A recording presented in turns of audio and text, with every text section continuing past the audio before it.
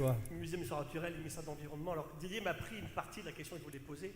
Quand on parle d'aquaculture, il faut bien séparer les consommateurs carnivores du reste, bien sûr. Alors simplement, il y a un chiffre que vous n'avez pas donné tout à l'heure.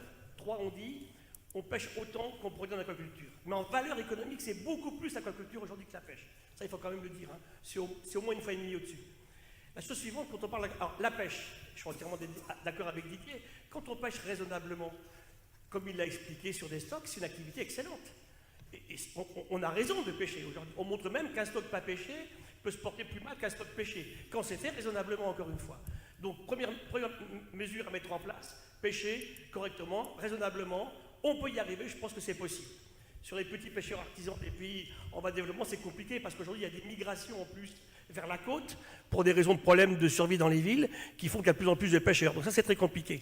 Il faut bien voir qu'en Asie du Sud-Est, les seules protéines animales consommables sont des protéines aquatiques, de poissons, de crevettes. Donc c'est pas simple. Donc, alors ensuite, pour revenir à l'aquaculture. Quelle aquaculture? De l'algue, c'est parfait. En fait, on a des rendements meilleurs que dans la production classique de l'océan. Rien à redire, et 90% des algues qu'on consomme sont produites en élevage. Les mollusques, on a vu l'image des moules tout à l'heure, c'est bien, sauf qu'on oublie une chose, c'est qu'ils produisent beaucoup de coquilles et pas beaucoup de chair. Quand on regarde vraiment ce qui est utilisable par l'humanité, c'est pas tant que ça. Calculez un jour le prix d'une coquille Saint-Jacques, pesez la coquille que vous avez achetée entière et pesez ce que vous mangez. Allez, 12%. Ça fait des prix qui sont largement au-dessus de 100 € le kilo de la chair que vous allez consommer. C'est pas un truc de pauvre. Et les mollusques sont très dépendants, en plus, bien sûr, de la qualité du littoral qui est en train de se dégrader en ce moment. Les crevettes, on pourra en discuter très longtemps, impact désastreux sur l'environnement. 25% des mangroves mondiales sont partis en 40 ans à cause des élevages de crevettes, un petit peu partout. Elles sont élevées de façon intensive ou extensive. Et sur les poissons, je rejoins entièrement ce qu'a dit tout à l'heure Didier, c'est que l'immense consommation, les poissons carnivores, c'est quoi? 6-7 millions de tonnes. Sur 80, on a dit, donc c'est pas grand-chose. Et je finis simplement sur une anecdote qui n'est pas sustainable. Un œuf de saumon produit au Chili, qui prend l'avion, produit en Norvège, qui prend l'avion et qui va au Chili. L'œuf est transformé en petit poisson d'eau douce, transféré en mer, on a fait un grand poisson, on fait le filet sur place, la main-d'œuvre n'est pas chère. Le filet revient en France, il est fumé à Boulogne et consommé au Japon. Ça, c'est pas sustainable. Ok, merci pour votre intervention. Un spécialiste de la biodiversité, hein, Gilles Boff, hein, quand même. Muséum national d'histoire naturelle. Merci pour votre intervention. Je ne vous donne pas trop souvent la parole parce que je sais que vous allez nous faire un cours sur toute la biodiversité de la planète. Eh oui, je vous surveille. Question. Oui, il parle vite. Bonsoir. Bonsoir à tous. Merci pour vos interventions respectives. Donc moi, je suis un simple étudiant, bon, coïncidence du Muséum d'histoire naturelle également. J'avais une question qui s'adresse plutôt à Marie-Christine Montfort, éventuellement à Didier Gascuel. C'était par rapport à l'opposition que vous avez fait entre aquaculture et pêche de poissons sauvages. Quel va être l'impact, en fait, est-ce qu'il existe des chiffrages en termes d'impact environnemental de ces deux méthodes de pêche? Parce qu'on sait que l'aquaculture va être totalement destructrice des milieux côtiers, tandis que certaines méthodes de pêche de poissons sauvages sont également discutables, comme le chalut que vous avez évoqué tout à l'heure.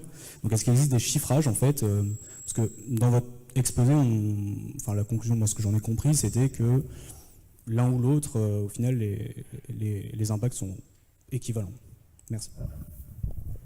Merci pour votre question. Merci de me rappeler que j'ai pas complété tout à fait mon argumentation tout à l'heure. En effet, pêche et aquaculture ont, ces deux modes de production, des impacts sur l'environnement qui sont différents. Et là, j'aimerais également distinguer de l'aquaculture de poissons carnivores, de l'aquaculture de type mollusques, huîtres et moules, qui ont des impacts environnementaux très très différents en fait. Donc, limitons aux poissons en fait, pêche, poisson et aquaculture, poisson. Les impacts environnementaux sont de nature très très différente. Le nombre de variables est assez nombreux et pour l'aquaculture et pour la pêche. Pour simplifier, en matière d'aquaculture de poissons, l'impact environnemental viendra principalement sur la pollution du milieu, sur le mode de nourrissage, le type d'alimentation qu'on apporte et donc je disais les pollutions du milieu, avec des intrants chimiques parfois, avec des échappements de poissons d'élevage qui viennent polluer les populations de poissons sauvages. Il y a d'autres impacts concernant l'élevage de poissons. En matière d'impact environnemental sur les poissons de pêche, on l'a vu et on peut peut-être résumer sur l'état des stocks, c'est-à-dire la quantité de poissons prélevés par rapport à un stock, les capacités de reproduction de ce stock, les niveaux de mortalité de ce stock. Il y a des dégâts sur les habitats. On a parlé du chalut, on pourrait parler de la drague à Coquille-Saint-Jacques, par exemple, qui a des impacts également sur les habitats, alors que certains types de pêche à la ligne et les engins dormants sont beaucoup moins agressifs. Mais votre question, ce n'était pas tant de faire la liste des uns et des autres, c'est où pouvez-vous trouver l'information ? Ces informations existent, elles existent notamment chez les concepteurs de labels qui ont été obligés de mener ce genre de réflexion et qui ont listé les critères et les variables qu'il est important d'observer pour mesurer l'impact environnemental. Donc si vous voulez voir un petit peu les impacts possibles en matière de pêche, je vous invite à aller sur le site de MSC, de choisir une pêcherie au hasard et de vérifier le cahier des charges pêche. Et sans doute, pourrais-je dire la même chose sur un poisson d'élevage, aller sur le site de ASC, même si je ne suis pas familière de ce site, je ne sais pas si l'information est là. Vous prenez un élevage de poissons au hasard et là, vous vérifiez l'ensemble des variables et des critères. C'est juste pour les lister. Et après, pour avoir l'information complète, si vous êtes consommateur, c'est très, très difficile en fait. Sauf à faire confiance aux labels existants. Ok, l'accès à l'info est toujours un peu compliqué. Et une question, oui. Oui, bonsoir, Frédéric Lemanac de l'association Bloom. Je vais être obligé de mettre un peu les pieds dans le plat, vous vous y attendez peut-être. Mais je veux juste revenir sur quelque chose que Didier a dit tout à l'heure, c'est que ce qui est souhaitable, c'est bien sûr d'avoir plein de petits pêcheurs tout le long de la côte.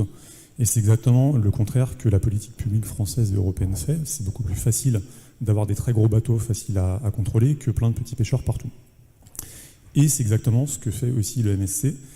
J'ai tweeté là, tout au long de la soirée un graphique que j'ai imprimé, que je peux faire circuler, qui en fait montre les volumes de poissons certifiés MSC par type d'engin. Vous pouvez parler un petit peu plus fort. Oui, pardon. Et donc il y en a plus de 75% qui sont en fait qui correspondent à de la pêche industrielle, notamment au chalut de fond, au chalut pélagique ou à la Seine tournante.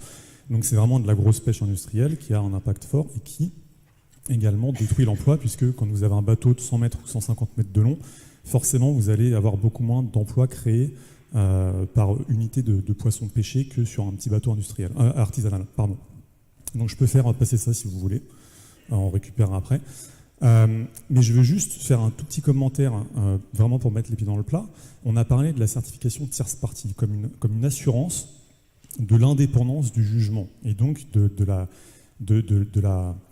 réalité d'une certification. C'est tout le contraire. Le problème des labels comme le MSC, c'est justement que c'est tierce partie. Donc vous avez une pêcherie qui va vouloir obtenir le label MSC, qui va choisir et rémunérer un cabinet d'audit, et donc qui va tout faire pour que son client rentre dans le cahier des charges. C'est ça la réalité. Quand les ONG et la société civile n'est pas d'accord, on peut objecter. On a 15 jours à partir du moment où le rapport du cabinet d'audit est rendu public pour objecter. Ça coûte 5 000 €. 15 jours, personne ne peut le faire. Nous, Bloom, en tout cas, à 6, on ne peut certainement pas mobiliser du monde et de l'argent pour faire une objection à une certification. On l'a fait en décembre ou l'année dernière, quand c'était l'empereur. L'empereur, c'est un poisson qui vit jusqu'à 150 ans, qui se reproduit à 30 ans. Il a été certifié durable par le MSC. En janvier, la pêcherie électrique en Europe a raté la certification pour 1%. Qu'est-ce que le MSC a dit ? Réessayez dans 2 ans, vous aurez la certification. Il y a un responsable du MSC qui a dit certaines personnes considèrent que des engins, quoi qu'ils fassent, ne pourront jamais être certifiés durables, ils ont tort. Le MSC, c'est ça. Voilà. Alors, je vous arrête. J'avais terminé. Très bien. Je ne pense pas qu'on ait un intervenant ici autour de la table qui soit qualifié pour répondre à ça. Pour expliquer la situation un petit peu à tout le monde, association Bloom, MSC, il y a un petit peu de l'eau dans le gaz en ce moment entre vous. Vous envoyez un peu des pics. Les seuls qui peuvent vous répondre, je suis désolé, c'est MSC. Donc, est-ce que vous voulez dire un mot? Voilà. Et puis après, on va clore le débat. Vous en discuterez après. Mais c'est un petit peu technique et un peu expert. Oui, c'est vrai que c'est un débat assez technique d'experts. Donc Parlez bien dans le micro. On va essayer de répondre à ces différentes questions. Il y en a beaucoup dans la question de Frédéric Lemanac, là. Ce qu'il faut bien comprendre, c'est que tout ça, tout le monde en a parlé, c'est des questions ultra complexes. Alors, nous, notre rôle, c'est pas d'opposer le chalut à la ligne. C'est pas d'opposer la petite pêche à la grande pêche. Notre rôle, c'est de mesurer avec des critères objectifs et des principes si telle ou telle pêcherie est durable. Et les critères sont les mêmes pour tout le monde. Alors, de temps en temps, certaines pêcheries au chalut peuvent être certifiées. D'autres pêcheries, vraiment d'autres types, peuvent être certifiées. On a à peu près tous les types d'engins de pêche aujourd'hui qui sont certifiés. Et on a aussi beaucoup d'engins de pêche aujourd'hui qui n'ont pas été certifiés, qui ont échoué. Vous avez parlé de la pêche électrique, ça a échoué. On a d'autres pêcheries qui ont échoué récemment, ça arrive aussi. Donc, ce qu'il faut bien comprendre, c'est que on comprend toutes ces questions-là, évidemment. Tous les engins de pêche n'ont pas les mêmes impacts. Il faut bien comprendre aussi qu'on parle depuis le début du chalut. Le chalut, c'est un type d'engin de pêche. Il y a des chaluts de fond, il y a des chaluts pélagiques. Dans ces chaluts de fond, il y a beaucoup de chaluts différents. Vous parlez souvent de chalut comme pêche industrielle. Il y a aussi de la pêche au chalut qui n'est pas de la pêche industrielle, qui peut être de la pêche artisanale. Donc, notre rôle aujourd'hui, c'est pas tellement de dire on veut que de la petite pêche ou on veut que de la grande pêche. On pense que les deux ont leur place et que les deux peuvent être durables, mais que les deux peuvent aussi poser des problèmes. On disait tout à l'heure, la pêche artisanale, c'est très bien. On en a beaucoup qui sont certifiées aussi. On en a quelques-unes qui sont certifiées. Vous l'avez noté, on a une photo ici, en effet, qui ne représente pas toutes les pêcheries certifiées MSC, mais qui en fait partie. On a aussi des pêcheries artisanales qui peuvent, de temps en temps, ne pas être durables, parce que c'est pas parce qu'on a un petit bateau qu'on n'a pas un impact, parce que beaucoup de petits bateaux, ça peut aussi avoir un impact. Donc, ce qu'il faut bien comprendre, c'est que toutes ces questions-là sont très complexes. On ne peut pas simplifier autant que juste dire le chalut, c'est pas bien, ou le chalut, c'est bien. Je pense qu'il faut aller un petit peu plus loin, et c'est pour ça que la certification MSC n'est pas parfaite, évolue, et essaye justement de s'adapter à tout ça. Mais ce qu'on essaye de garantir avec cette certification, c'est qu'on pêche sur des stocks sains, avec des impacts qui sont minimisés, et surtout, on en a beaucoup parlé, un système de gestion. Il faut que tout ça soit géré et qu'il y ait en effet un système qui permette de gérer tout ça à long terme. Donc on a eu l'occasion de parler de ça, vous avez eu l'occasion d'en parler également dans nos différents groupes de travail. On continuera à discuter de toutes ces questions-là, mais je pense qu'on a le même objectif et qu'à terme, ce qu'on veut tous, c'est que nos océans soient bien gérés, que ce soit des petites pêcheries ou des grandes pêcheries. C'est très bien que vous en discutiez ensemble, après, parce que c'est vrai que ça devient un petit peu technique. Et c'est très bien aussi qu'il y ait des associations qui vous surveillent, parce que c'est la démocratie, et c'est très très bien qu'on ait un œil sur vous aussi. Donc voilà. Est-ce qu'il y a une autre question?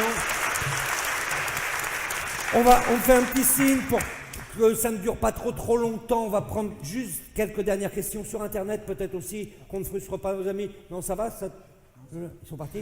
Ok. D'accord. Alors, on prend juste 2-3 questions pour terminer. Allez-y, des questions. Merci, bonjour. Je m'adresse à vous en tant que